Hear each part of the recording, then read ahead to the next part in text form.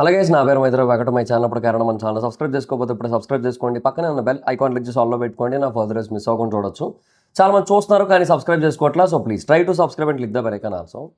So Prabhas గారి కెరియర్లో present 4 సినిమాలు లైనప్ అయితే మనకు అందరికీ క్లారిటీ ఉంది. ఫౌజీ, స్పిరిట్ అండ్ కల్కి 2 అండ్ సలార్ 2 బేసిక్ ఇదే ఆర్డర్ యాక్చువల్లీ. సో ఇప్పుడు ప్రాబ్లం ఏంటంటే స్పిరిట్ సినిమా మార్చి 5కి రిలీజ్ అవ్వాలంటే కనీసం దానికి ఒక 3 నెలల ముందైనా సరే ఫౌజీ సినిమా రిలీజ్ అవ్వాల్సి ఉంటుంది. కానీ ఫౌజీ సినిమాతో వస్తున్న సమస్య ఏంటంటే దానికి ఉన్న విఎఫ్ఎక్స్ వరకు చాలా డిలే అయిపోతుంది. ఎందుకో తెలియట్లేదు, చాలా హ్యూజ్ డిలే అవుతుంది. పోనీ అంటే వార్ సీక్వెన్సెస్ ఉంటాయి, బట్ మరీ కల్కి రేంజ్ విఎఫ్ఎక్స్ ఏమన్నా ఉందా అనేది నాకు అంత డౌట్ వస్తుంది ఒక రకంగా. అంటే అంత డిలే అవుతుంది. సో క్లారిటీ రావట్లేదు ఎగ్జాక్ట్గా దేని కారణంగా అనేది. అయితే ఒక న్యూస్ అయితే బయటకు వచ్చింది. ఏంటంటే ఫౌజీ సినిమా ఫైనల్గా ఒక డేట్ ఫిక్స్ అయింది అని చెప్పి డిసెంబర్ 3వ తారీఖు. సో డిసెంబర్ 3వ తారీఖున ఫౌజీ వస్తుంది అని చెప్పి ఒక డిస్కషన్ అయితే వచ్చింది ఫస్ట్. సో డిసెంబర్ 3వ తారీఖున ఇఫ్ ఇన్ కేసు నిజంగా ఫౌజీ వచ్చినట్టయితే డిసెంబర్ నెల ఫెంటాస్టిక్ ఉంటుంది ఇండియన్ బాక్స్ ఆఫీస్కి. ఎందుకంటే ఒక పక్క ఫౌజీ, మరో పక్క అవెంజర్స్ డూమ్స్డే, జూన్ 3, ఇక తర్వాత మళ్ళీ కింగ్ ఉంది షారుఖ్ ఖాన్ది. ఇట్లా బేసిక్గా సో ఇండియన్ బాక్స్ ఆఫీస్కి నెక్స్ట్ లెవెల్ సెలబ్రేషన్స్ ఉంటాయి ఆ టైంలో. సో అంతా బాగానే ఉంటుంది అనుకున్నాం. కాకపోతే ఒకటైతే లాజికల్గా ఆలోచిస్తే తెలిసేది ఏంటంటే ఫౌజీ సినిమా ఇంత బేగా రావడం అనేది ఇంపాసిబుల్, అసలు ఆల్మోస్ట్ ఇంపాసిబుల్ నన్ను అడిగితే. ఎందుకంటే ఇంకా చాలా షూటింగ్ కూడా పెండింగ్ ఉంది. సో స్పిరిట్ సినిమాకి బేసిక్గా ప్రభాస్ గారు ఒక 3 నెలల పాటు కంటిన్యూస్ షెడ్యూల్ అయితే ఇచ్చారు. అంటే యాక్చువల్గా అనుకున్న షెడ్యూల్ డేట్స్, టోటల్ డేట్స్ ఒక 50 ఎంతో. ఆ 50 డేస్ మరి షెడ్యూల్ ఫినిష్ అవ్వాలంటే మధ్యలో గ్యాప్స్ ఉంటాయి, సెట్ చేంజెస్ ఉంటాయి, షూటింగ్ లొకేషన్స్ మారుతుంటాయి, అక్కడ మళ్ళీ ప్రతిదీ సెట్ చేయాలి, పర్మిషన్ తీసుకోవాలి, ఇవన్నీ ఉంటాయి కదా. సో ఒక 50 డేస్ షూటింగ్ కాస్త ఒక 90 డేస్ వరకు అవుతుంది, ఒక 3 మంత్స్ వరకు అవుతుంది. సో ఇప్పుడు ప్రజెంట్ ప్రభాస్ గారు బేసిక్గా ఫుల్ బిజీగా స్పిరిట్కే డేట్లు ఇచ్చున్నారు. ఎందుకు బేసిక్గా స్పిరిట్ చాలా డిలే అయింది ఫౌజీ వల్ల, రాజాసాబ్ వల్ల అప్పటికే చాలా డిలే చేశారు ప్రభాస్ గారు. కాకపోతే ఇంకా మరి అంతే, ఇంకా ఏం చెయ్యలేం. సో ఇప్పుడు ఏంటంటే ఇంకొక 15% ఎంతో షూటింగ్ అయితే బ్యాలెన్స్ ఉంది ఫౌజీ సినిమాది. అరౌండ్ 80 to 85% ఆఫ్ షూటింగ్ అయితే అయ్యింది. అండ్ రిమైనింగ్ 15 to 20% ఏదైతే ఉందో అది షూటింగ్ బ్యాలెన్స్ ఉంది ఇప్పుడు ఫౌజీ సినిమాకి. సో ఇప్పుడు పెద్ద క్వశ్చన్ ఏంటంటే అసలు ఈ షూటింగ్కి ప్రభాస్ గారు ఎప్పుడు డేట్లు ఇస్తారు? ఎందుకంటే స్పిరిట్ సినిమా అయిన వెంటనే ప్రభాస్ గారు మోస్ట్లీ కల్కి 2లో కూడా జాయిన్ అయ్యే అవకాశాలు ఉన్నాయి, ఖచ్చితంగా అవకాశాలు ఉన్నాయి. ఎందుకంటే కల్కి 2 కూడా బేసిక్గా చాలా వర్క్ పెండింగ్లో ఉంది. అండ్ వాళ్ళేమో నెక్స్ట్ ఇయర్ కల్లా రిలీజ్ ప్లాన్ చేసుకుంటున్నారు, నెక్స్ట్ ఇయర్ ఎండింగ్ కల్లా. బట్ ప్రభాస్ గారు కర్ణుడిగా, ప్రభాస్ గారు భైరవగా ఎక్కువ రోల్ ప్లే చేయాల్సి ఉంటుంది పార్ట్ 2లో. సో అట్లాంటప్పుడు ప్రభాస్ గారు డేట్లు చాలా ఎక్కువ కావాల్సి ఉంటుంది when it compares with part 1. So అట్లాంటప్పుడు ఏంటి, ప్రభాస్ గారు దీనికి కూడా డేట్స్ ఇవ్వాలి. సో ఒక సీన్, కనీసం ఒక బేసిక్ సీన్స్ ఏవైతే ఉంటాయి, ఒక 4-5 సీన్స్, మొత్తం మూవీ ఒక 90 to 100 సీన్స్ అనుకుంటే ప్రభాస్ గారు అందులో కనీసం ఒక 70 సీన్స్లో ఉంటారనుకుంటే ఆ 70 సీన్స్కి సంబంధించి అట్లీస్ట్ ఒక 10 సీన్స్ అయినా షూట్ చేస్తే వాటి విఎఫ్ఎక్స్ వర్క్ అనేది కంటిన్యూ చేసుకోవచ్చు ఒక పక్క. ఇప్పుడు వారణాసికి ఎలాగా, వారణాసి బేసిక్గా చాలామంది ఎక్కడ డౌట్ పడుతున్నారు, షూటింగ్ ఏమో అక్టోబర్ అవుతుంది అంటున్నారు, 6 నెలల్లో పోస్ట్ ప్రొడక్షన్ ఎలాగ అయిపోద్ది అనుకుంటున్నారు. లేదు, బేసిక్గా ఈ పెద్ద పెద్ద సినిమాలన్నీ ఏం చేస్తాయంటే షూటింగ్ అవ్వగానే, ఆ సీన్ షూట్ అవ్వగానే ఇమీడియట్గా విఎఫ్ఎక్స్కి వెళ్ళిపోతాయి. వాళ్ళ వర్క్ వాళ్ళు చేసుకుంటుంటారు, ఎందుకంటే విఎఫ్ఎక్స్ ఎక్కువ టైం తీసుకుంటుంది. సో సేమ్ ఇది కూడా అంతే, వారణాసి ఎట్లాగైతే అలాగో కల్కి 2 కూడా అంతే, దానికి కూడా ఇచ్చుకోవాలి. సో అందుకు కనీసం కొన్ని సీన్స్ అయినా షూట్ చేయాల్సి ఉంటుంది. సో ఆ తర్వాత మళ్ళీ ప్రభాస్ గారు లేని సీన్స్ కొన్ని ఉంటాయి, సో వాటిని షూట్ చేస్తారు, ఇట్లాంటివన్నీ కూడా అవుతుంటాయి. సో కల్కి 2 కూడా డేట్లు ఇవ్వాల్సి ఉంటుంది. ఇది బేసిక్గా June ending. So June ending ఇది బేసిక్గా. అండ్ ప్రభాస్ గారు ఆల్మోస్ట్ జూలై మిడ్ నుంచి జూలై సెకండ్ హాఫ్, అంటే ఎట్లా చెప్పాలంటే జూలై 2025 దాకా ఆల్మోస్ట్ స్పిరిట్కే డేట్లు ఇచ్చున్నారు.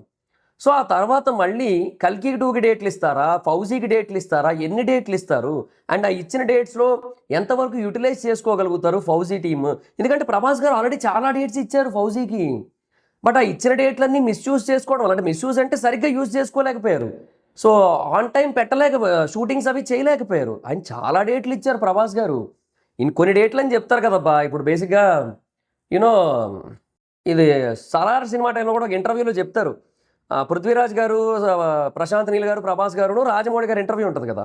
సో దాంట్లో 45 డేస్ డేట్స్ కావాలి ప్రభాస్ గారు అని చెప్పి 90 డేస్ తీసుకున్నారు అప్రాక్సిమేట్లీ. సో టైం పడుతుంది, ఎంత కాదని ఎక్కువ టైం పడుతుంది, కాదనట్లే.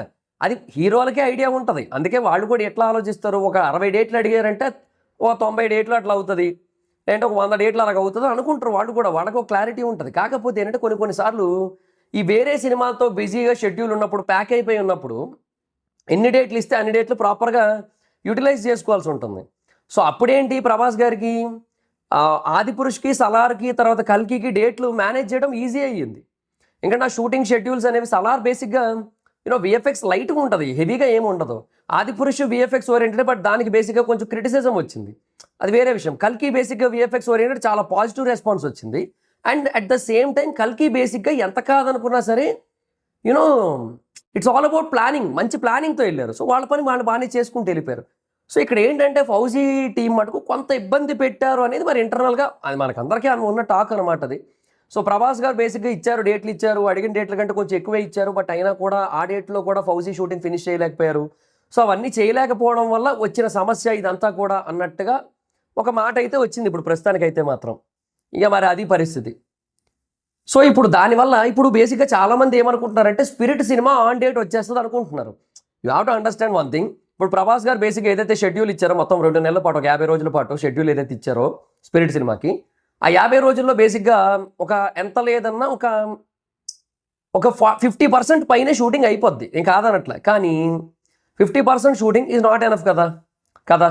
సో డెఫినెట్గా దానికంటూ ఒక ప్లానింగ్ ఉంటుంది, ఒక విజన్ ఉంటుంది. సో దాని తగ్గట్టు మనం విన్నది ఏంటంటే స్పిరిట్ సినిమాకి ప్రభాస్ గారికి 120 డేట్స్ కావాలని చెప్పి మనం విన్నాం. ఒకనొక టైంలో యాక్చువల్గా 110 నుంచి 120 డేట్లు కావాలి. ఆ 120 డేట్లు కూడా ప్రభాస్ గారు కంటిన్యూస్గా ఇస్తారు. 6 నెలల పాటు స్పిరిట్ షూట్లోనే ఇన్వాల్వ్ అవుతారని చెప్పి విన్నాం మనం. కానీ తర్వాత మళ్ళీ ఇంకా స్పిరిట్కి, ఫౌజీకి వీటి మధ్య కూడా జగలు అయ్యారు మరి ఇంకా. బికాజ్ అన్ని సినిమాలు హెవీ బడ్జెట్స్ ఇన్వాల్వ్మెంట్ అయ్యి ఉన్నాయి, అందుకని చెప్పి ఇంకా జగలు వేరే వాటికి కూడా డేట్లు ఇస్తూ వచ్చారు.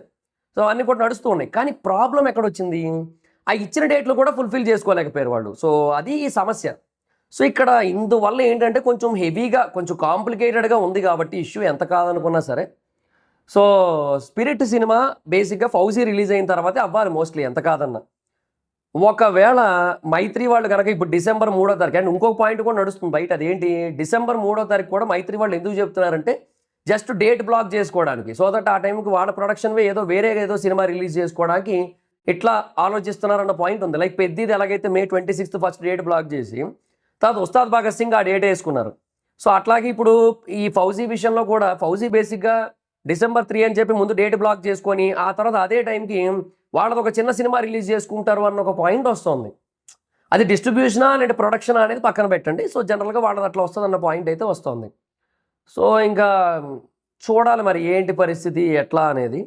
సో అది నేను అనేది ఏంటంటే ఫౌజీ ఒకవేళ December 3కి రాలేదనుకోండి అబ్బా. సో December 3కి రాకపోతే, ఎందుకో లైట్ బ్లింక్ అయింది, December 3కి కనుక రాకపోతే అది మోస్ట్లీ వచ్చే డేట్ ఎప్పుడంటే మార్చు.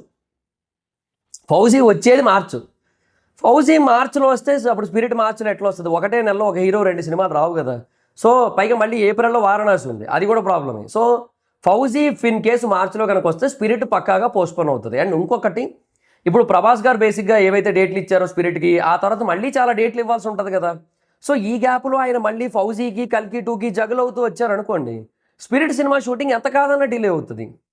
సో అదొక పెద్ద ప్రాబ్లం అనమాట అప్పుడు. So spirit cinema most hyped అన్నిటికంటే కూడా, అట్లాంటి పరిస్థితి ఉంది బేసిక్గా. సో నేను అనేది ఏంటంటే ఇప్పుడు ఇది జూన్ ఎండింగ్ అబ్బా, దీన్ని బట్టే మనం లెక్కేద్దాం. జూలై ఎండింగ్కి స్పిరిట్ది ఇప్పుడు షెడ్యూల్ అయ్యింది అనుకుందాం. సో నెక్స్ట్ కల్కి 2నో ఫౌజీనో ఏదో ఒక దానికి ఇప్పుడు కనీసం ఒక 30 డేట్లు ఇవ్వాలన్నా కూడా ఒక 2 నెలలు పోద్ది. Because set works, location changes, లేదంటే స్టూడియోస్ మారుతుంటాయి, ఫిల్మ్ సిటీలు మారుతుంటాయి, అవుట్డోర్కి వెళ్ళొచ్చు, ఏమైనా జరగచ్చు. కల్కి మోస్ట్లీ ఇండోరే ఉంటుంది, వీ ఆల్ నో దట్.